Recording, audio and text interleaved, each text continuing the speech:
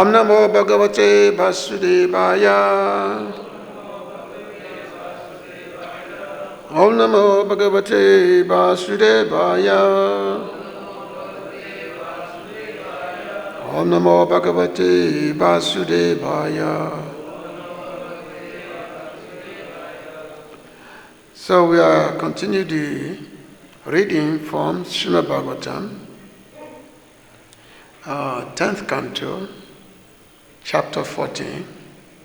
This is prayers of Lord Brahma. Today's text is text 24 and 25.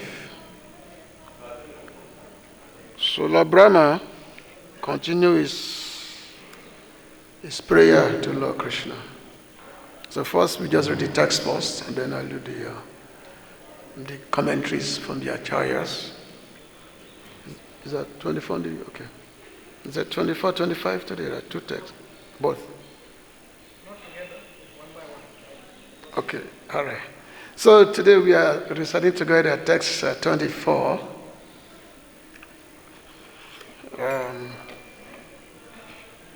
Evam vidam tvam sakalatmanam api swatmanam ātmatayā vichakshate guru-akha labdho upanishad suchakshusha yet te tarantiva bhavan anitam buddhim.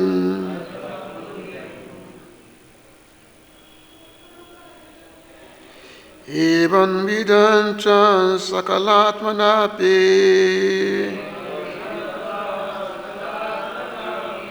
satmanam ātmatayā vichakshate gurakalam dopanisat suchakshusha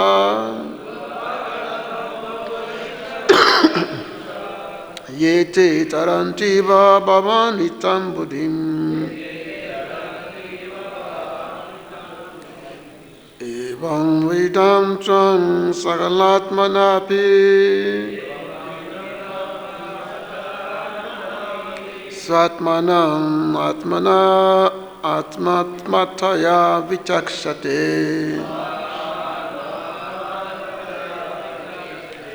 gurakalam dopanisat suchakshusha yete tarantiva bhavanitam buddhim. Evam vidantam sakalatmanapi satmanam ātmatayā vichakshate gurakalam dopanisat suchakshusha yete tarantiva bhavanitam buddhim. Evam vidam, as thus described, tvam, you, sakala, of all, ātmānam, souls, api, indeed, swa ātmānam, the very soul, ātmatayā, as the super soul, vichakshate, they see Guru from the spiritual master, Arka, who is like the sun, Labdha, received, Upanishad, of confidential knowledge, Sutakshusa, by the perfect eyes, ye, who, te, they, taranti, cross over, yiva, easily, bhava, of material existence, anrita, which is not real, ambudim, the ocean. Translation purport. Translation. Those who have received the clear vision of knowledge from the sun-like spiritual master can see you in this way as the very soul of all souls, the super soul of everyone's own self. Thus understanding your original personality, they are able to cross over the ocean of illusory material existence. Purport. As confirmed in the Bhagavad-Gita, Jama Karma Chamedivyam, Evanyo Veti Tatuta, Tattva, Deham Punanjama, 90 80 Swajuna. One who knows the transcendental nature of my appearance and activities does not, upon leaving the body, take his birth again in this material world, my eternal abode, but attains my eternal abode, O Arjuna. Gurabe Gurachandra Yaradika Tadala Ye Krishna Ya Krishna Bhaktaya Tabhaktaya Namo Namaha Agyanan Trimendasya Ganan Sarkaya Chaktusmita Yena Tasmai Si Gurabe Namaha Namamu Vishnu Padaya Krishna Vistaya Bhutale Srimate Bhakti-Vedanta Swamiti Namine Namaste Saraswati Devi Gauravani Pracharine Nebisisasyavari Pashtabishtarine Vanchakapaturubhyascha Kripasindevacha Paritanam Pavanavibhyo Vaishnavibhyo Namo Namaha.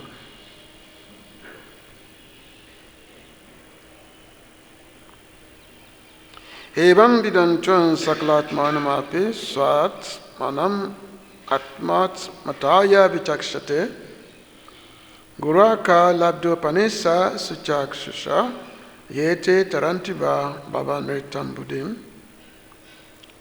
Those who have received the clear vision of knowledge from the sun-like spiritual master can see you in this way as the very soul of all souls, the super soul of everyone's own self.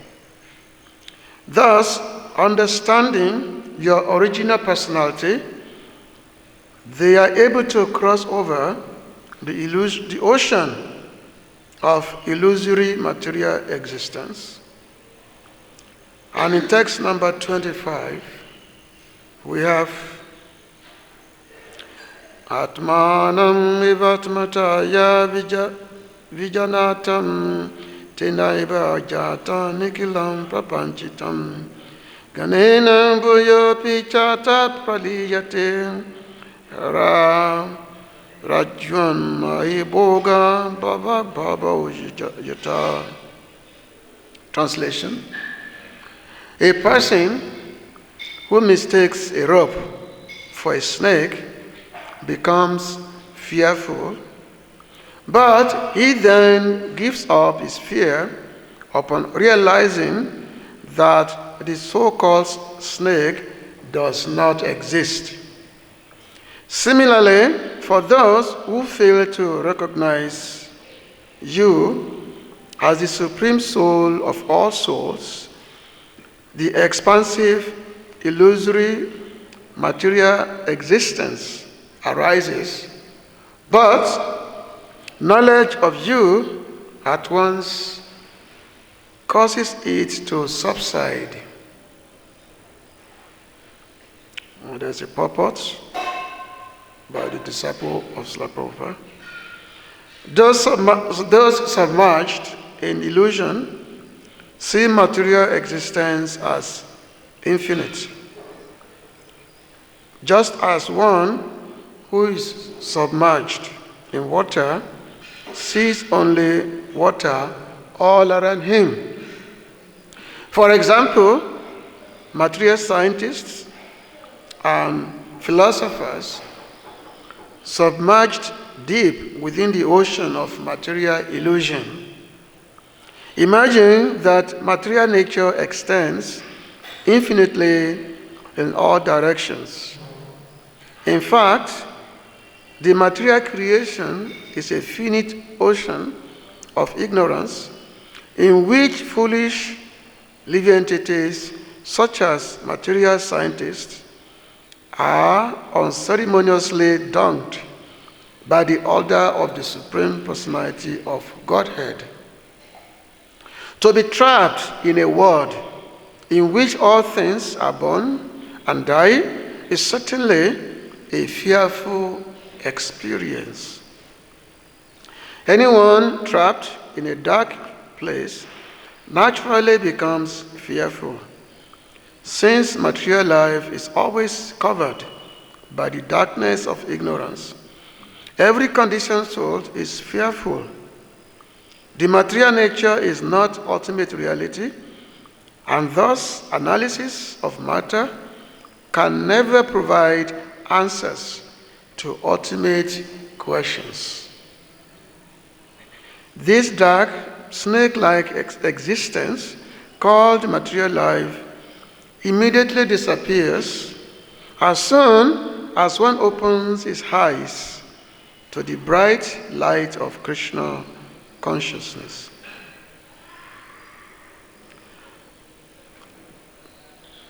So these two verses, and also the subsequent verses by Lord Brahma, this is part of the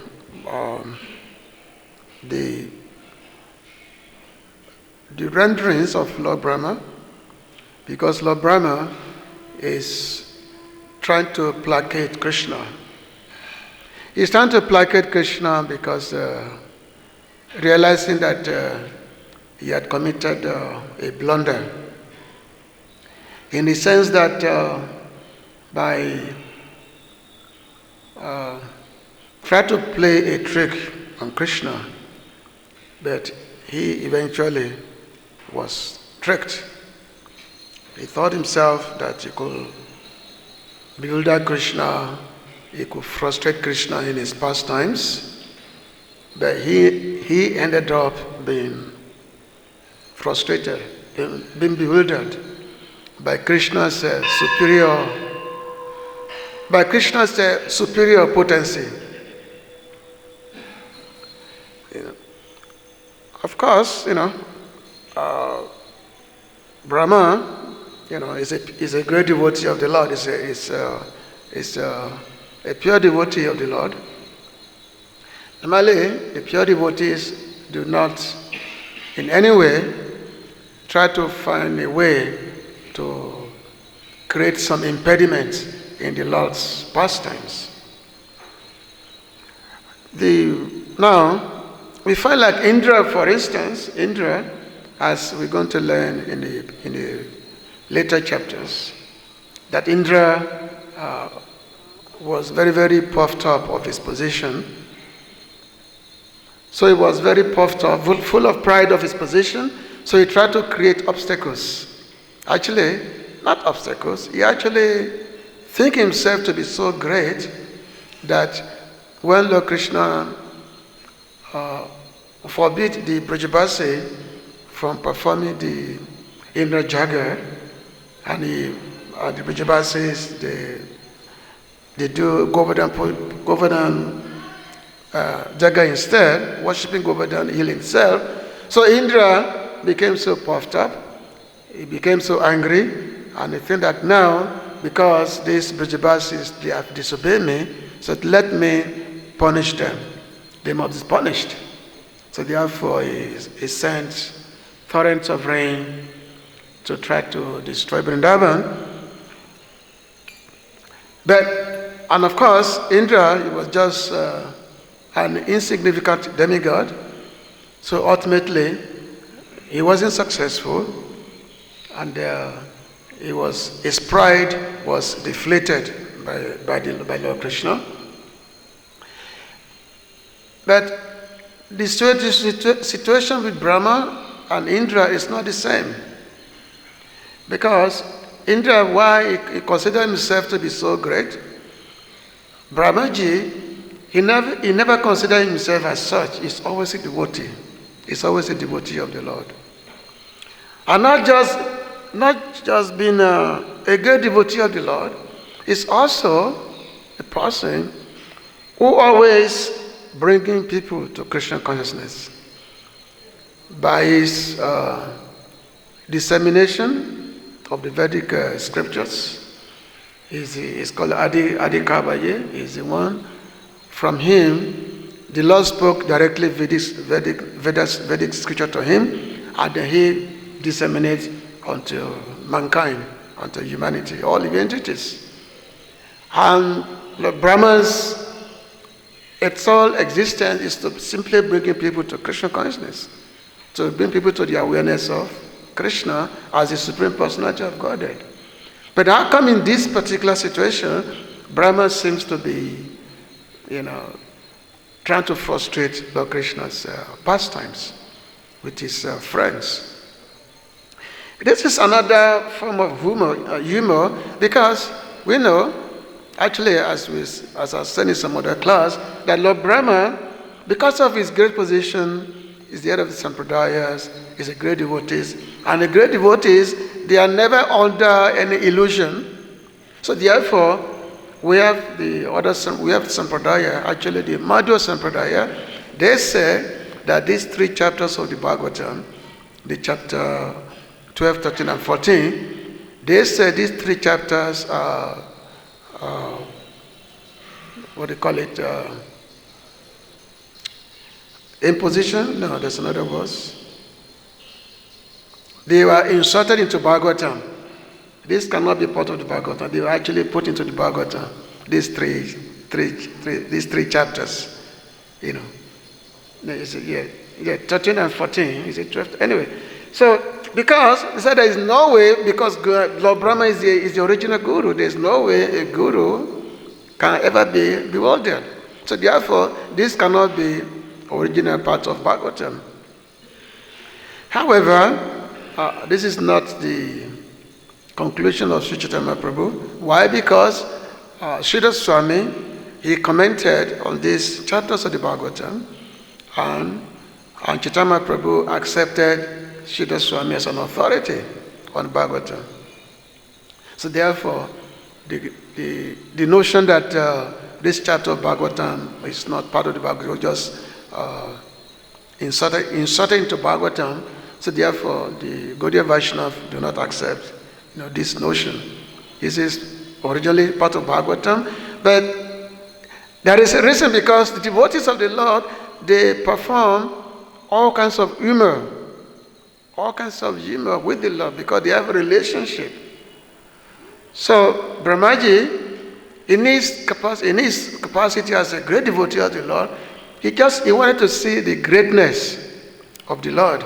He wanted to see his greatness, because he came to Vrindavan and he saw that Krishna is performing so many pastimes, and so many, especially the cowherd boys. They were in a picnic. They are exchanging all kinds of lovely dealings with Krishna. Krishna is feeding the gopas, cowherd boys, with his own hand, feeding them the food. And also the cowherd boys, they also feeding Krishna in exchange.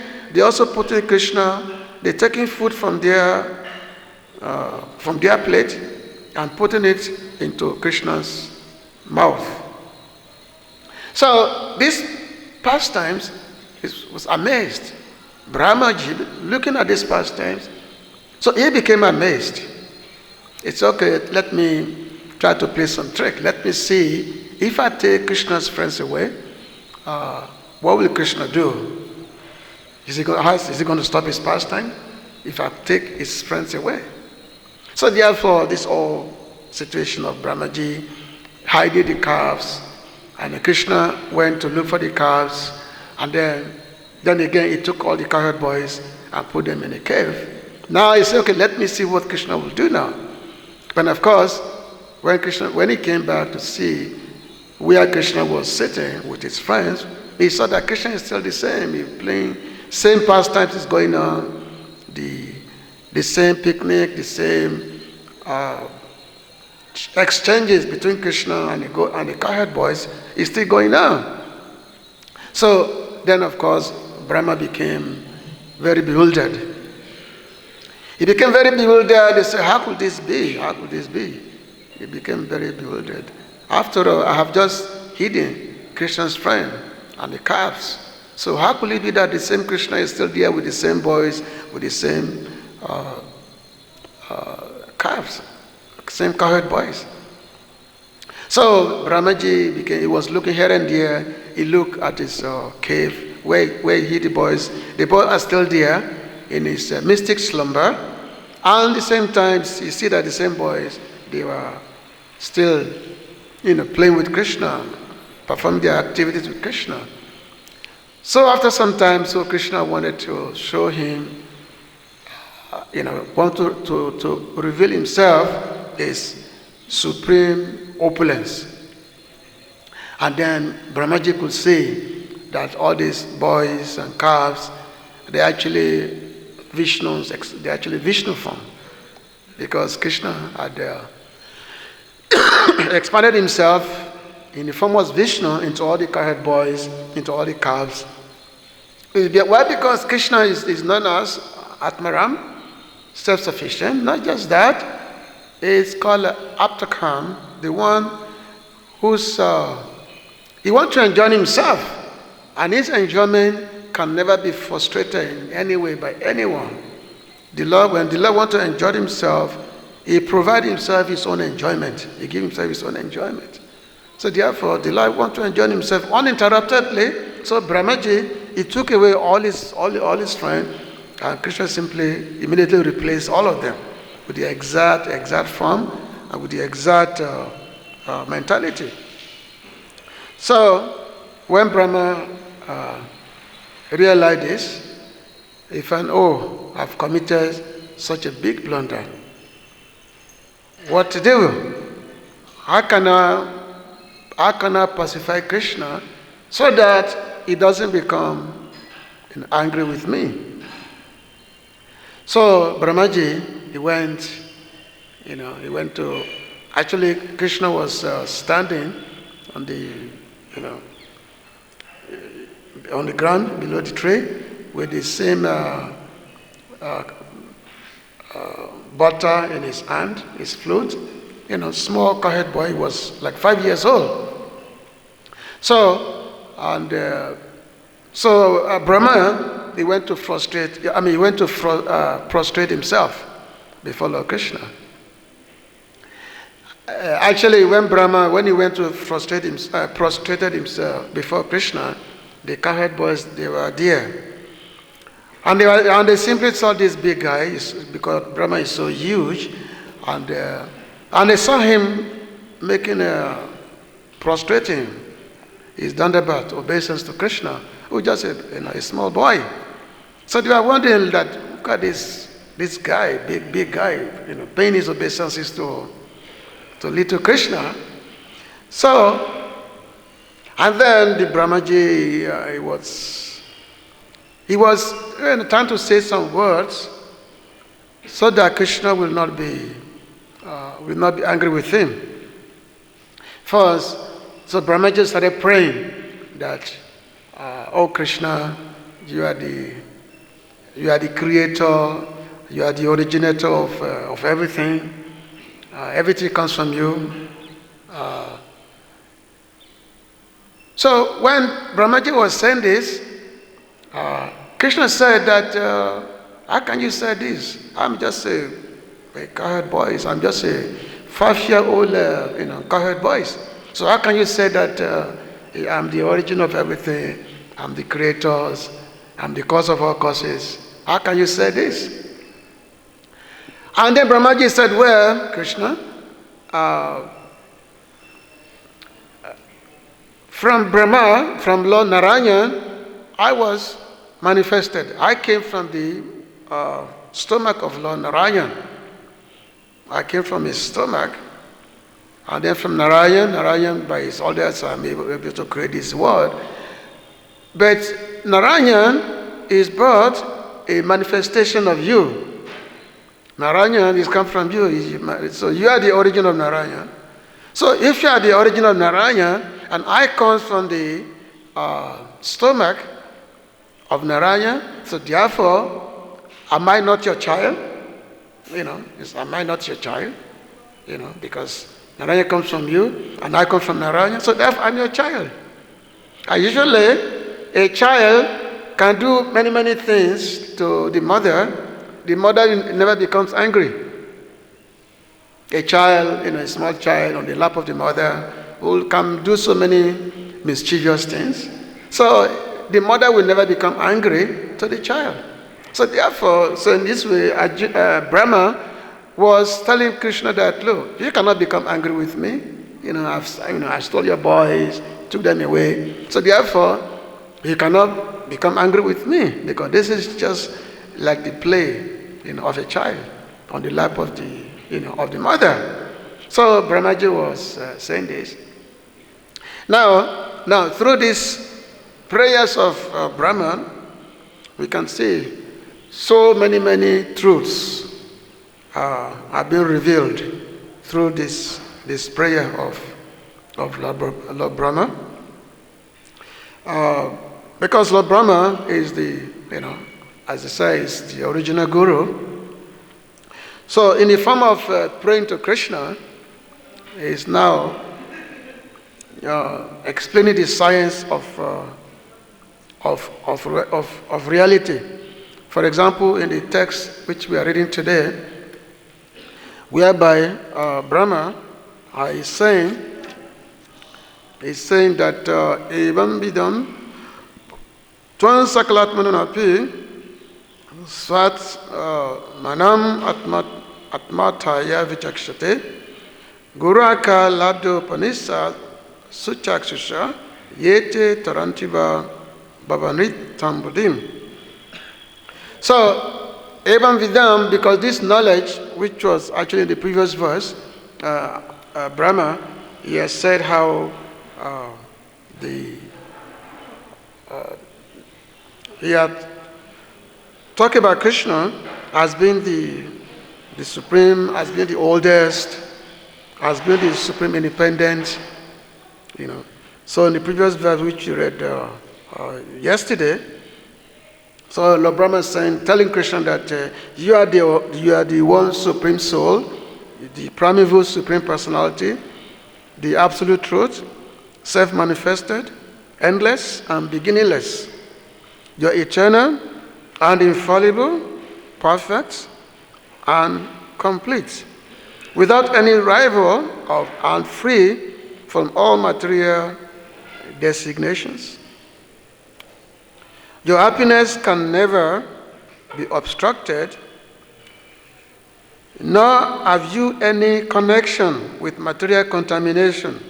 Indeed, you are the indestructible nectar of immortality. So this is Brahma saying. Even in the very first verse of Bhagavatam, the very first verse, whereby Vyasadeva, he had written in the Jamandyasya verse. So Vyasadeva, he had composed this verse about Lord Krishna's being the supreme of everything being the originator. He said, Jamandyasya tumvayad, vitayata ichate swabhigyanan swarat, tene brahma ridaya dikavayet munyati yat surayat, tejo varimidam yathā vinimayo yatra trishago misha damna sena sadanirashta kwakam satam param dhimaye. So Lord Brahma, he said, "Oh my Lord Sri Krishna," this is the Vyasadeva writing, "Oh son of Vasudev, oh all-pervading personality of Godhead, I offer my respectful obeisances unto you. I meditate upon you, Lord Sri Krishna, because He is the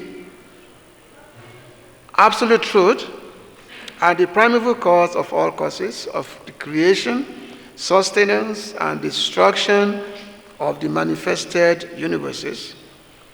He is directly and indirectly conscious of all manifestations, and He is independent, because there is no other cause beyond Him. It is He only who first imparted the Vedic knowledge unto the heart of Brahmaji, the original living being.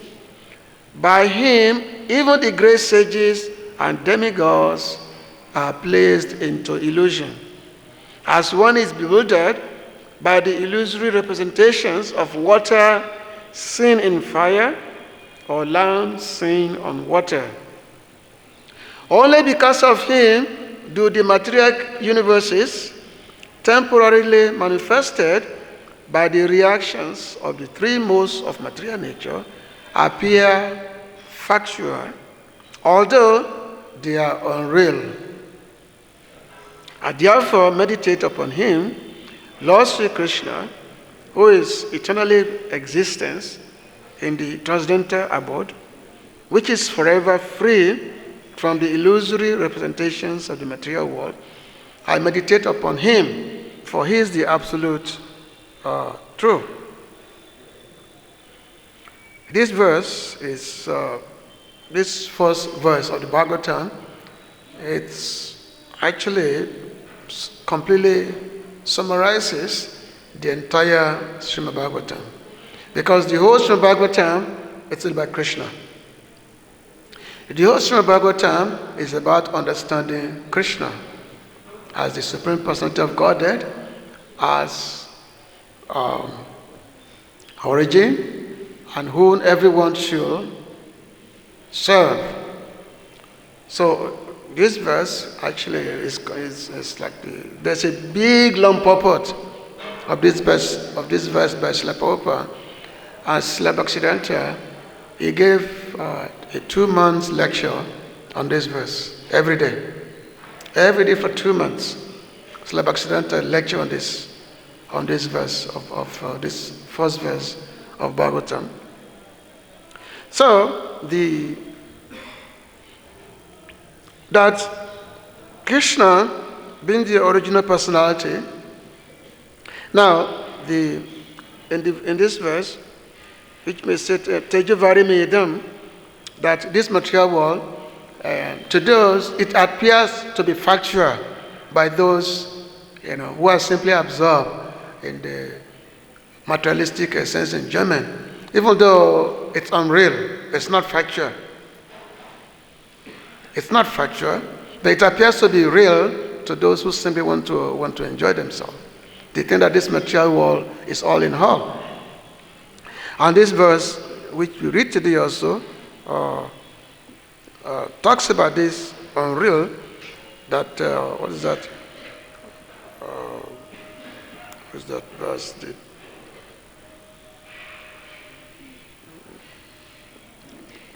That's Nritam, which is I'm trying to say this verse. The unreal nature of this material world is what causes us to experience miseries. The unreal nature, because we accept this world as unreal. I mean, we accept it to be real, even though it's unreal. So therefore, what happens? We suffer the ocean of materialistic existence. So the acceptance of material world to be real, to be all in all, this is due to ignorance, and this ignorance is a cause of living entities suffering. this ignorance. Now, in the Bhagavad-Gita, 11th canto, chapter 2, text 37 by Kavi, so he said, he was talking of this material world.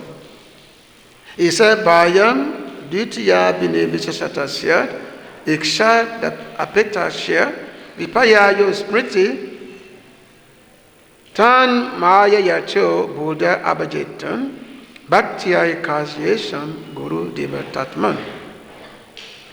So he said that fear arises when a living entity misidentifies himself as the material body because of absorption in the external illusory energy of the Lord. When the living entity thus turns away from the Supreme Lord, he also forgets his own constitutional position as a servant of the Lord. This bewildering, fearful condition is effected by the potency of illusion called Maya.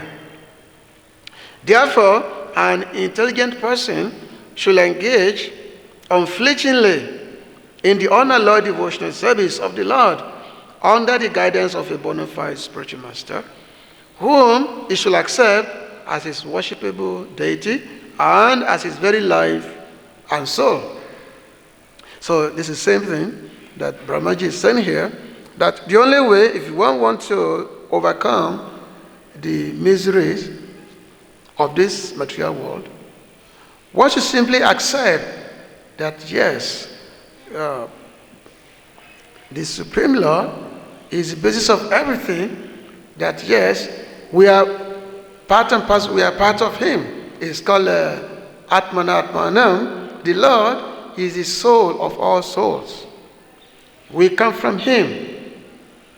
We come from Him, we are part of Him. So by this understanding that yes, the Lord is the cause of all causes, the Lord is the soul of all souls, just by this understanding, it said that one can be free from the ocean, this bhava, it's called bhava-abhavau, this materialistic existence, which is simply, full of fear. And of course, how do we get this knowledge? The Vedic scriptures provide this knowledge. And of course, the bona fide spiritual master give this knowledge. Just like we sing that samsara dava nalagida loka, trajakarya ganaganajon, that this material world is an ocean, is an ocean. Baba, it's very difficult to cross. But if one hears from the spiritual master, then one can easily cross over it. Taranti means, to cross over. One can cross over the ocean of materialistic existence. So Lord Brahma is giving, this the exposition about the method by which we can be free from the ocean of materialistic existence. Because this material world do not give us, good treatment. Material world always treat us very, very roughly. But somehow, because of illusion, we think that, everything's okay. Things may be bad now, but things are going to get better in the future. So therefore, we are always hoping against hope, hoping against hope. Some problem comes, we try to find a way to fix it. But fixing the material problems is just trying to patch something, make a patch. There was a story of a king. So one time the king, he told his minister that he wanted to find out who is lazy.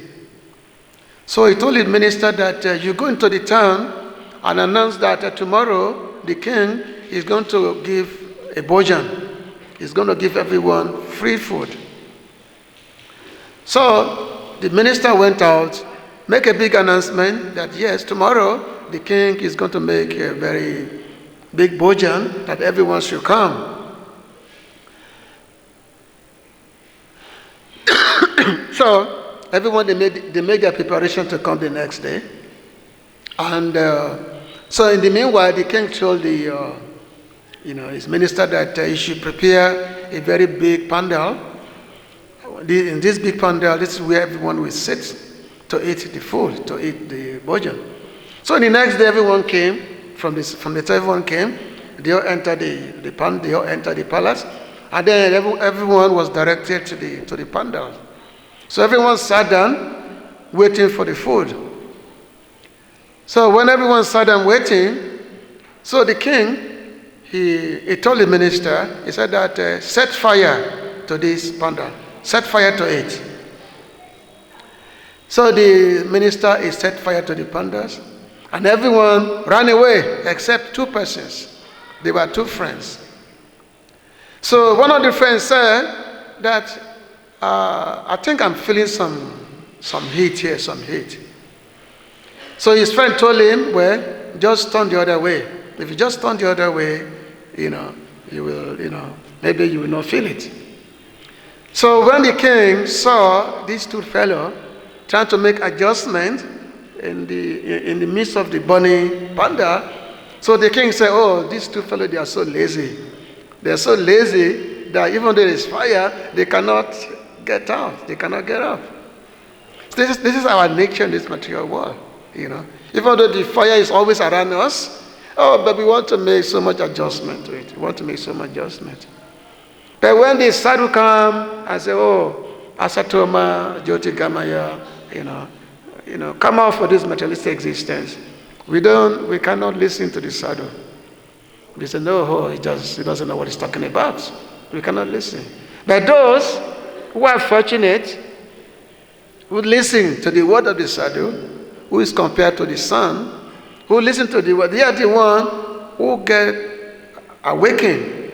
And when they get awakened, then they start understanding the reality. And they are the one who can get freedom from this tribulation of the materialistic existence. So this is what has been explained here in these prayers by Lord Brahma. Now, and of course, it can be further explained, but we don't have so much time. It's 9 o'clock. Otherwise, this verse can be further explained. So Lord Brahma is giving us such a viable teaching. Okay. So anyway, thank you very much. If there is any question or comment, you can please go ahead. A question to the prayer? Yes.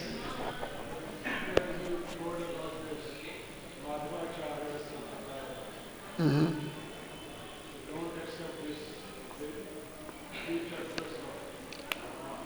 Yeah, they call it interpolation. Interpolation, yeah.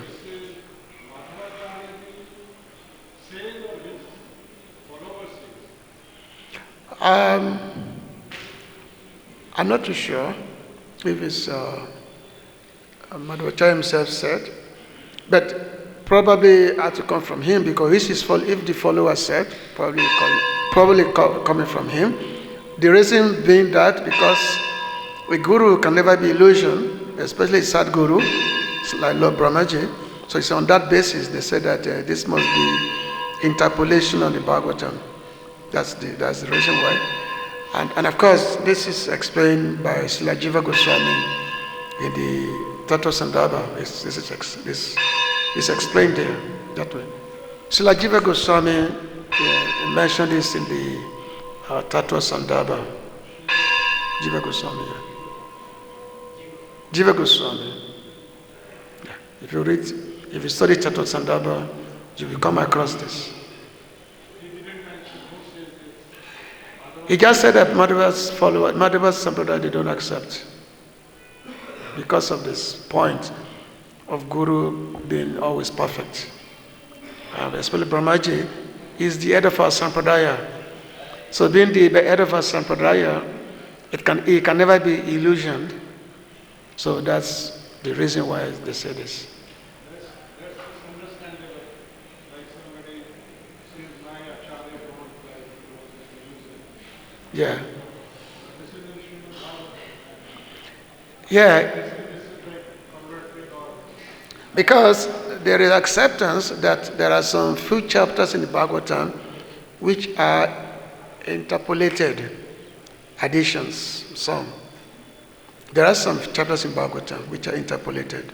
So sometimes it depends on what readings you have. If you have, there are many editions of Bhagavatam.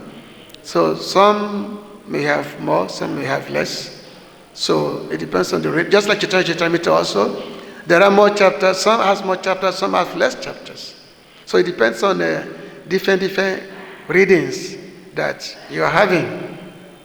So sometimes this notion of interpolation is sometimes, lodged, that this may be interpolation, that this cannot be the original. Now, some interpolation may have justification, while some may not. Okay. So depending on the sampradaya, because we have many sampradayas. Okay. I'm talking of Vaishnava sampradayas. And the Vaishnava sampradayas, they do have different understandings. They have different readings, the Vaishnava sampradayas. Okay? Yeah.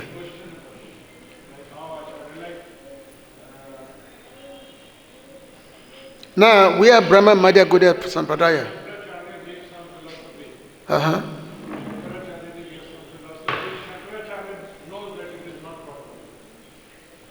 Yeah. Sankaracharya was before Madhvacharya. Shankaracharya says some philosophy to bring people from some point to some point, like upgrade. Yeah. Mm-hmm. So he says some philosophy, at least they can understand and then come up, like upgrade themselves. Yeah. But lastly he says that shloka is famous shloka. What is that?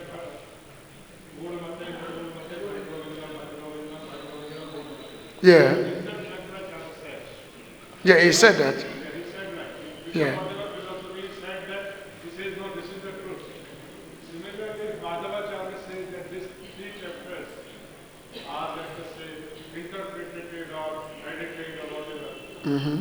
Which is questionable how Madhavacharya said like that. If this follower says, then we can understand because they are conditioned souls. Well, I will not say they are conditioned souls because. Yeah. I'm saying, for example, not every teachings of Madhavacharya is accepted by us, by Gaudiyas. When you read the conversation of Mahaprabhu when he was in Udupi with the acharyas of the Madhvas, so in that conversation, Mahaprabhu pointed out so many mistakes in their philosophy, which is coming from Madhavacharya. So even though we Gaudiya, we are coming from Madhva, Sampradaya, but there are some point where we have difference. At some point we have difference. So Mahaprabhu created Achintya Bheda Bheda Tattva. So we are not pure Madhva Sampradayas. We are different also. We are not pure. We are Chaitanya Sampradaya, Mahaprabhu, who is Krishna himself. So this is something we have to understand. Something we don't accept from Madhva Sampradaya, but something we'll do. That you have to study Chaitanya Charitamrita. Now, beyond the many things is there. For example, of 44 Vaishnava Sampradayas, Mahaprabhu accepts two items from each Sampradaya. Something from Madhva, something from Nimbanka, something from Sri Sampradaya, and something from... Yeah, anyway, so Mahaprabhu accepts two, and then we form, and then we have Gaudiya Vaishnava Sampradaya. So which means there are many things we don't accept there, and many things, so that's something that's why we have to understand Mahaprabhu's philosophy very deeply. And this we can know if you study the teachings of the Goswamis. If we study their writing, with this we can get to know more.